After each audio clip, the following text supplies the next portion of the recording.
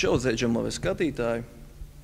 Šodien esam Veselības fabrikā Rīgā pie viena no labākajiem, es teiktu, kultūristiem Latvijā, Kalva Jēglīša.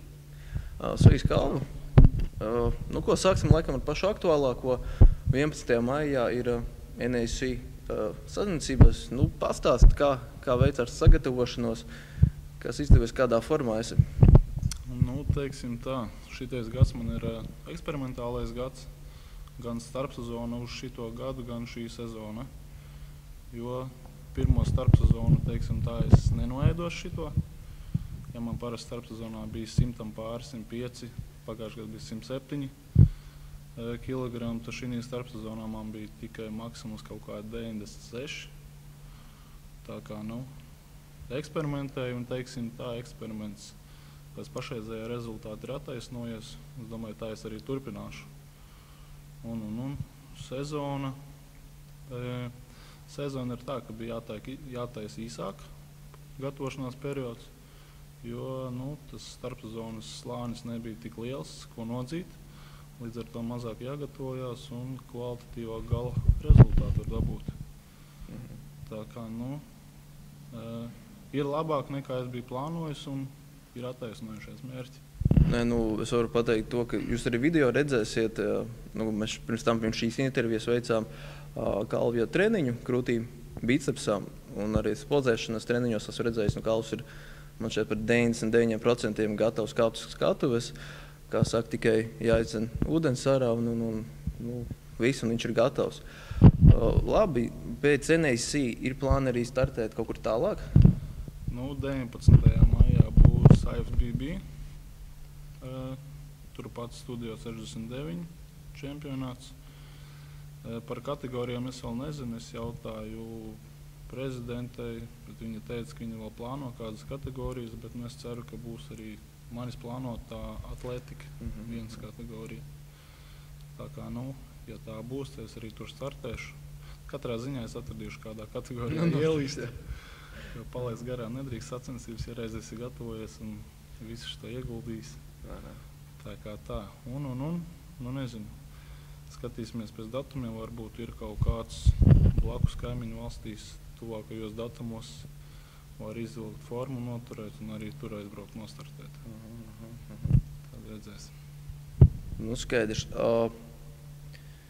Šī gada, teiksim, tā plāni ir jau, var teikt, skaidri, bet kādi ir plāni pēc tam? Vai varbūt celt tā kā nākošā līmenī, startēt varbūt jau tādās prestižākās sacensībās vai Eiropas čempionāts? Ir tādas domas vai nav? Domas var būt visādas. Tas ir jāskatās pēc situācijas, cik labi iet tā gada laikā, pielikt masu. Ja iet labi, tad atkal jāskatās, cik ir pielikts, kādā kategorijā optimāli var startēt. Nevar paredzēt, cik tu labi sagatavosies. Jo mēdz būt dažādi gatavošanās procesā un 1-2 dienas tev var formu apgriezt par 180 grādiem un čuš, nekas nebūtu ieplānotā. Tā kā tas ar laiku nāks tuvāk, tad arī redzēs. Gribēsies jau, protams, bet nevar tā uzreiz solīt un startēšu un tā. Vai ne, tagad galvenais nostartēt šitajās un tad jau domāt, ko tālāk. Jā, cerams, ka labi ies. Forma tiešām labi. Tad varbūt īsumā, lai par tevi uzzina, kā tu nokļuvi šajā sporta veidā un cik ilgi jau tu viņā esi? Teiksim tā, viss tas sākās 10. klasē, kad sāku mācīties.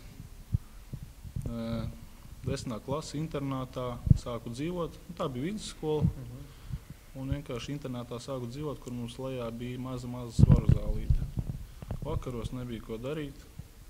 Džeki kāja dropēt, es gāju uz zālīti lejā. Protams, sākums bija tāds, kāds bija. Es domāju, lielākajai daļai sākums ir nepareizs. Everyday chest un biceps. Jā. Bet labi inventārs. Man arī tur nebija nekāds dižais. Atceros, kājas trenēju. Arī kājas trenēju.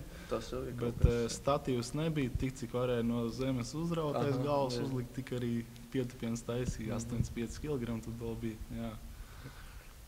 Tā arī aizsākās. Un tad līdz 12. klasē tur es nostaigāju.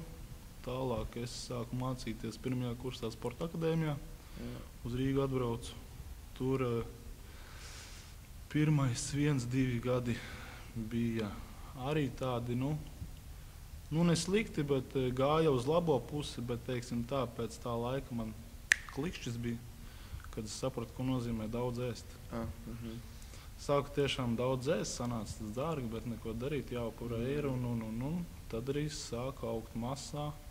Cilvēki sāka teikt, esi pielicis esi, un sapratu, kur tā lielākā feature ir, jo tā arī ir lielākais rezultāts ir ēšanā. Tas rezultāts, kas dos gala rezultātu.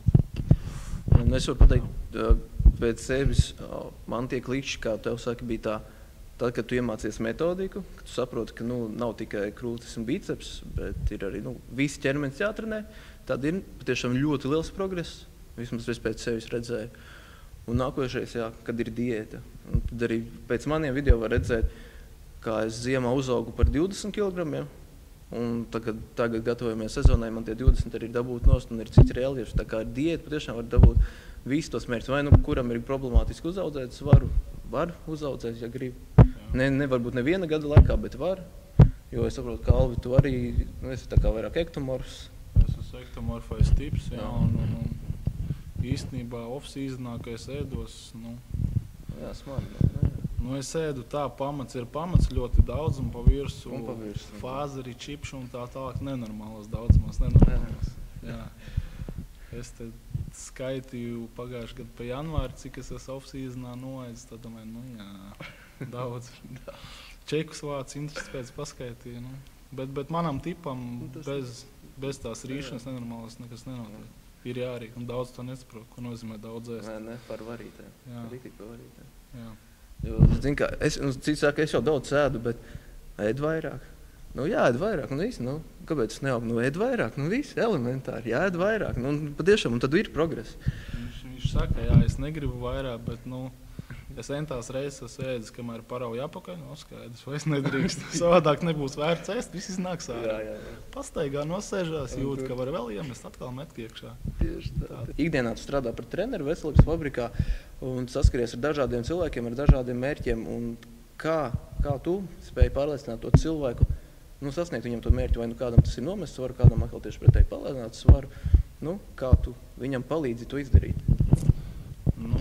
Atkarībā no tā mērķa, ja ir nomest svaru, es mēģinu cilvēkam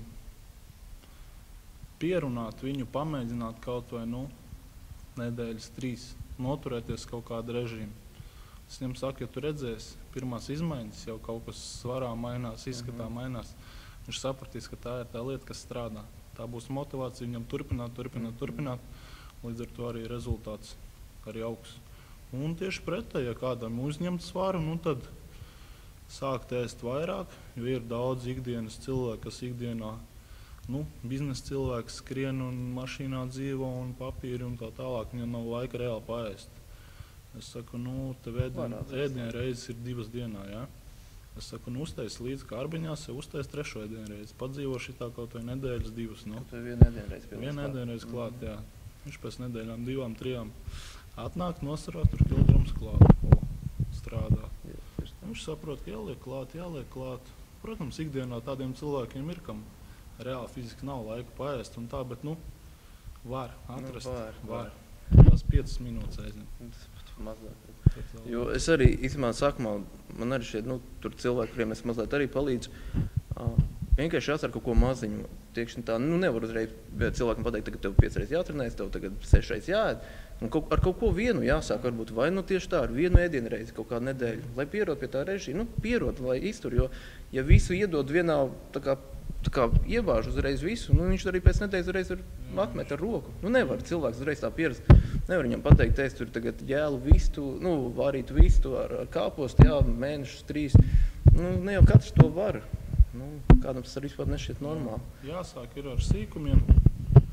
Tas pats, lai nomest svaru, es pajautāju cilvēkam, kā viņš gatavojas. Viņš pasaka, tur cep to, tur neļā to. Es saku, uzvāri, necep. Paņem, tur to ēdienu reizes kvantitātes ziņā, bišķi mazāk apēd. Tās porcijas samazina nedaudz. kvantitātes ziņā. Un pa bišķiņ, pa solītim, un tad arī cilvēks adaptējas pie viena līmeņa, viņš pierod mazāk ēst, tad viņš vēl var nogriezt bišķiņu, un tā. Tieši tā. Tāds rezultāts nāk.